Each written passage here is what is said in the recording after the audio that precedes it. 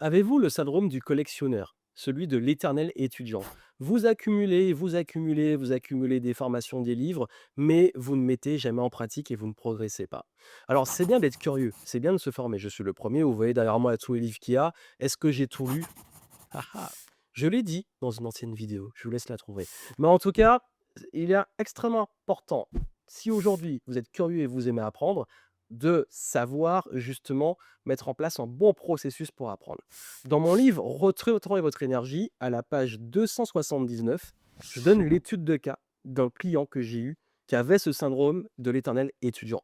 Et justement, ce que je lui ai recommandé avant tout, dans le livre, vous avez toutes les infos, je ne vais pas tout vous lire maintenant, j'ai vraiment dit, ce qui compte le plus, c'est ce que j'appelle moi le just in time learning. Apprends ce dont tu as besoin maintenant, mets en pratique. Tu peux accumuler et tout, mais par contre, quand tu veux vraiment avancer, tu te dis: «OK, aujourd'hui, de quoi j'ai besoin? Qu'est-ce que je peux mettre en pratique le plus vite possible?» Parce que apprendre, c'est pas juste lire, voir des vidéos, écouter des podcasts, c'est mettre en pratique. Donc si vous voulez progresser, il est important de vous, très, très vite, mettre en pratique sur des besoins actuels.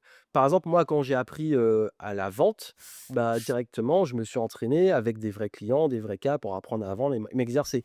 Quand j'ai appris la prise de parole en public, bah, j'ai fait des conférences, j'ai fait des vidéos et cetera, j'ai enchaîné. Donc c'est important de mettre en pratique ce dont vous avez besoin maintenant et pas juste consommer de l'info. D'ailleurs, si vous voulez le livre, allez voir et sur ce compte, je partage très souvent des conseils sur comment mieux s'organiser, mais aussi, depuis maintenant de nombreuses années, sur comment apprendre à apprendre.